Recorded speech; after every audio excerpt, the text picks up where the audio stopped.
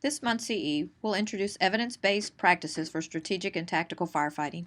Provided will be information and resources based on recent research focusing on modern fire behavior, building construction, and fireground strategy and tactics. Today we're experiencing major changes in our understanding of basic fire behavior and the tactics used to attack fires. If we do not understand the impact of these changes, we may put ourselves in positions that are so unsafe that they prevent us from accomplishing our mission of preserving life and property. Historically, the principal means of developing firefighting strategy and tactics has been based on the observation and experiences of firefighters, which have provided us with valuable tools to more effectively fight fires. Yet, experience-based techniques did not provide us with the means to fully measure and understand the actual progression of fire and the impact of each action we take at a fire scene. These conclusions have sometimes resulted in ineffective and counterproductive courses of action. Over the last 15 years, the National Institute of Standards and Technology and the Underwriters Laboratories have conducted research to help us understand the actual progression of fire and the impact of each action taken. In discussing fire behavior, firefighting can be broken into many steps. With improved understanding of fire behavior, the importance of controlling ventilation is a key factor to safe and effective operations. We can improve firefighter safety and survivability of building occupants and improve the effectiveness of fire suppression. A few modern construction concerns include the following. Higher performing insulated materials and lighter weight materials change the way fires burn. Solid dimensional lumber has replaced lower mass materials and manufactured structural components. Furniture constructed of materials derived from petroleum products are found in every room. And rapid fire spread is a result of heat release rate increasing as fires burn hotter and faster and the methods of heat transfer in a tightly sealed house. In this comparison of room furnishings, the legacy room with older furnishings has little flame showing 3 minutes and 25 seconds after ignition, while the modern room furnished with petroleum-based products has flashed over in the same time period.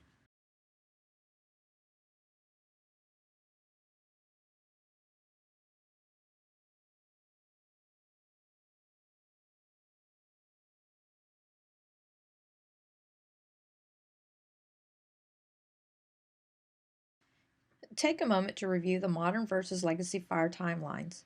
Shortest and longest time to flash over, and time to collapse for an unprotected floor versus a protected floor.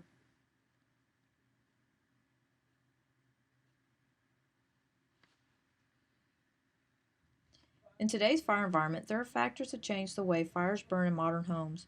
Houses are larger and have more spaces. Also, they're constructed to be energy efficient, resulting in being more tightly sealed. These changes in modern home construction and furnishings greatly impact the growth, progression, ventilation, and suppression of fires in modern construction. Combinations of fuel and construction is producing new fire dynamics.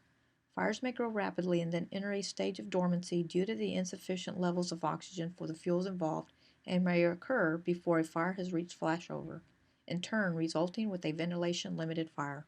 In legacy versus fueled and built environments, we think of interior structure of older homes built primarily of wood products and plaster and contents made primarily of natural fibers. Homes had limited insulations in the walls and ceilings and glass of only single panes.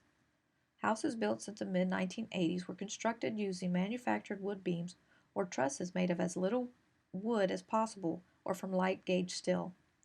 Houses are finished with a wide variety of petroleum products, which contributes to a greater fuel load and a more rapid developing fire. Some important points to remember regarding fire dynamics are the stages of fire development change when a fire becomes ventilation limited. The absence of visible smoke means nothing. Structural collapse should always be considered in your size-up.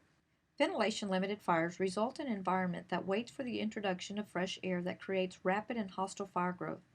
Making entry through the front door in these instances can introduce enough air into the fire area to produce rapid fire growth and flashover. Firefighters need to be aware that any opening in the structure, like doors and windows, constitutes ventilation. Repeated experiments have produced violent flashovers shortly after the front doors open. The illustration on the left is of a traditional fire growth curve with a fuel-limited fire. A simple example would be a campfire, which combines wood and oxygen with the source of ignition to produce a fire. Left unattended, this fire will start with an incipient stage, grow to a fully developed fire, and then proceed to a decay stage when the available fuel is exhausted. On the right is an illustration of a ventilation-limited fire, which often occurs in houses with lightweight construction and petroleum-based contents. There's a huge amount of energy in the form of smoke and superheated gases, and all that is lacking in oxygen. To firefighters, a fire in the decay stage will look like it has gone out or that it is very small. Experiments have repeatedly shown, however, that when oxygen in the form of outside air is introduced into a ventilation-limited fire compartment in the decay stage, it can rapidly generate a ventilation-induced flashover in a short period of time. The following figure depicts the stages of fire development.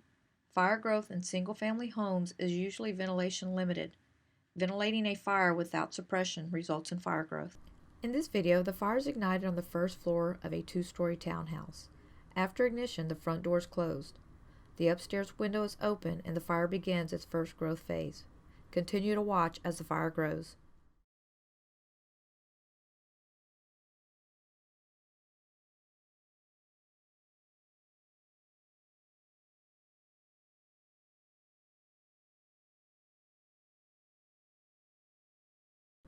The fire begins to flash over, but it becomes ventilation limited and the temperature begins to drop as it enters a decay stage. After fire temperatures drop to below 400 degrees Fahrenheit, a firefighter reopens the front door. The fire begins to grow again and reaches higher temperatures than the first growth stage, and it eventually flashes over with higher temperatures than initially had. Vertical ventilation from the upstairs open window makes air movement more efficient with the front door open. All firefighters have learned about fire spread based on the principles of conduction, convection, and radiation, and the classic fire triangle. Additionally, knowing that content fires generating large volumes of smoke, particulates, and gases are all considered fuel. In addition to these principles of fire spread, we need to add another factor that has not received the attention it deserves. Fire spread is largely a pressure-driven phenomenon. As we have learned, a flow path is the lower pressure space between an inlet for fresh air, the fire, and the high pressure space between the fire and the outlet for hot gases and smoke. Fire in imperfectly sealed buildings produce pressures that still result in pressure differentials that cause significant movement of fire gases throughout the building and through external openings. This figure depicts cool air entering through one or more low-pressure inlet openings. Hot gases and smoke exit along the flow path from the fire to one or more higher pressure outlet openings. We cannot always say that heat always rises or that fire gases will always move upward. We can say that high pressure will always move toward the low pressure. Furthermore, hot gases moving away from the seat of the fire create a partial vacuum behind them that draws any available cooler, fresher air toward the seat of the fire, accelerating its growth. In a fire where only the front door is open, the fire will allow the introduction of cool, oxygen-rich air into the fire, producing a bidirectional flow path throughout the front door. Some fire flow paths move in a single direction. Single-direction flow paths either supply oxygen by creating an inlet path or release hot gases by creating an exhaust flow path. These paths result when openings on the structure are positioned to produce exclusive ports for the entry of oxygen-rich airflow or the release of hot gases from the structure. The flow paths can be impacted directly by changes in elevation between the inlet and outlet openings. Flow paths can move through a building, pushing hot gases along it. Additionally, if adequate oxygen mixes with the hot gases, the entire flow path can become a rapidly moving wall of flames, in turn creating conditions where firefighters cannot survive for more than a few seconds. Fire growth and development are impacted by both the amount of air entering the fire area and by the amount of fire gases exiting the fire area. Opening a window or door provides oxygen to a ventilation-limited fire. Providing an opening in the roof creates an exit flow path for hot fuel and will accelerate airflow into the fire as well as spread the fire along the flow path. This significant increase in oxygen, combining with the hot, fuel-rich environment of ventilation-limited fire, can result in explosive fire growth.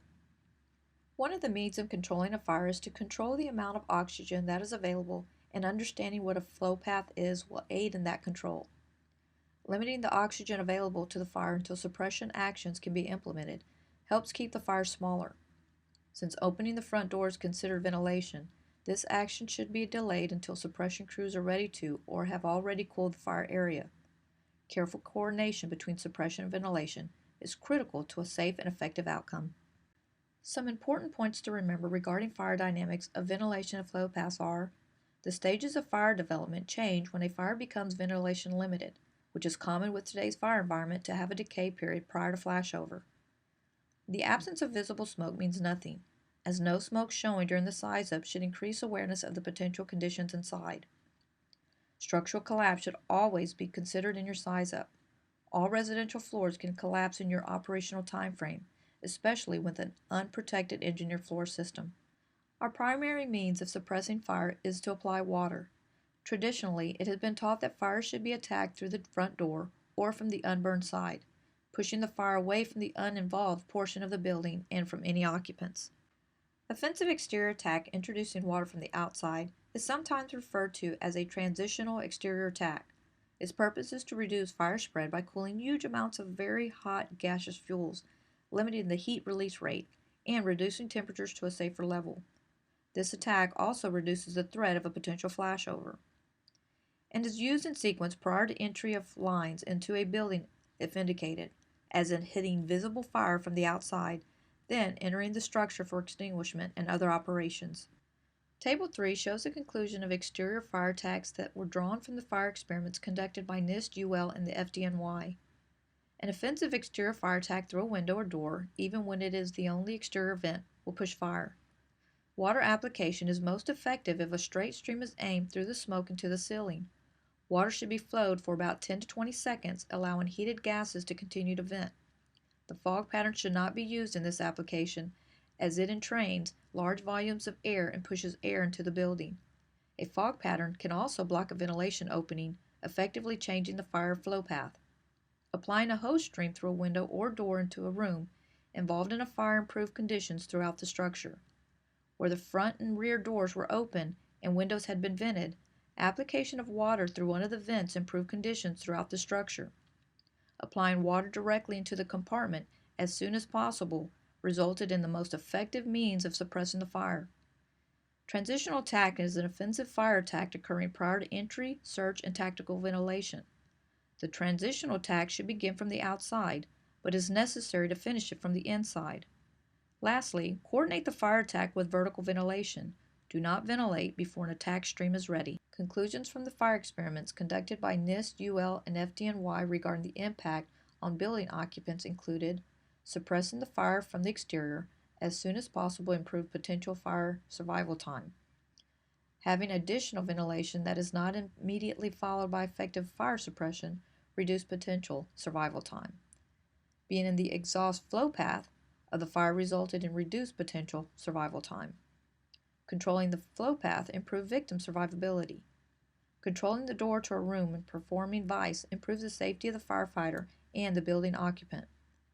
Compartmentation prior to the fire department arrival provided the increased protection compared to being in a room connected to the fire, and a greater distance from the fire improved chances of survival. As NIST and UL measured the movement of fire, they determined that in no case was it possible to push fire with a stream of water. The movement of the fire is dependent on the fire flow path of heated smoking gases. The fire flow path carries fires from an area of high pressure to low pressure. After several experiments, it was determined that water introduced from the outside produced amazing cooling in not just the fire compartment, but also in other areas of the fire building. In the following experiment, a straight stream flowing 180 gallons of water per minute was applied for 28 seconds and flowed 84 gallons of water into the house at some distance from the fire. The water reduced the temperature in the front living room from 1200 degrees Fahrenheit to 300 degrees Fahrenheit. It showed that an offensive exterior attack some distance from the fire reduces temperature throughout the house and partially suppresses the fire. It slowed the growth of the fire by cooling huge quantities of very hot gaseous fuels and solid fuels below its ignition temperature. The temperatures listed are from the before and after the exterior water application. A few important points to remember regarding applying water and coordinating fire attack include: you cannot push fire with water. Venting does not always lead to cooling. Well-timed and coordinated ventilation leads to improved conditions. Effective firefighting depends on a coordinated fire attack. Coordinating entry with ventilation, isolation, suppression, and rescue is of paramount importance. The same research that increased our understanding of fire flow paths, the effects of ventilation and ventilation-limited fires, and the use of a transitional fire attack also increases our knowledge of rescue techniques. Anytime you can close a door between the fire and other parts of the building, You increase the chance of survival of any trapped firefighters or building occupants. Vent Enter Search has become Vent Enter Isolate Search. Here, bedroom 1 has its interior door closed and its window is broken out. Notice there is hardly any smoke and the temperature isn't elevated. Bedroom 2 has its interior door open versus closed as in bedroom 1, and its window broken out, creating an exit flow path for fire. Consider closing the interior door to assist in firefighting and search and rescue efforts. A few firefighter key points listed about research-based search and rescue included, but are not limited to: the greatest probability of finding a victim is often behind a closed door. If you get in trouble and need to escape, closing a door between you and the fire will buy you valuable time. Floor sag is a poor indicator of floor collapse. It may be very difficult to determine the amount of deflection while moving through a structure. In summary, fire dynamics research has made it possible to gain advanced understanding of fire behavior, which was not possible with firefighters' observations of limited uncontrolled fire environments. Modern fuels are significantly different from legacy fuels. Therefore, tactics we use to fight fires with legacy fuels cannot be relied upon to battle fires with modern fuels. Most modern fires quickly become ventilation limited and decay until the ventilation profile enables a regrowth of the fire. Keep the fire from reaching flashover by continuing to limit its ventilation. Fire spreads from areas of high pressure to areas of low pressure along flow paths. In order to control fire spread and avoid being caught in a flashover, learn to identify the location of a flow path, learn to control it, and learn to avoid being caught up in the flow path. Water does not push fire. The quicker the water is applied to fire and heated gases, the better the outcome will be for any potential occupants. The less fire will spread and grow, and the better conditions will be for firefighters making an interior attack. Cool the fire using water from the safest, most effective location as soon as possible. Many times this can be done from the exterior as part of a transitional offensive attack. Rescue can be made safer and more effective for both the firefighter and victim by quickly isolating the victim from the flow path. When conducting a vent enter search operation, the most important first step upon entering the compartment is to isolate the flow path through that compartment. In other words, instead of vests, we should be using a vise approach.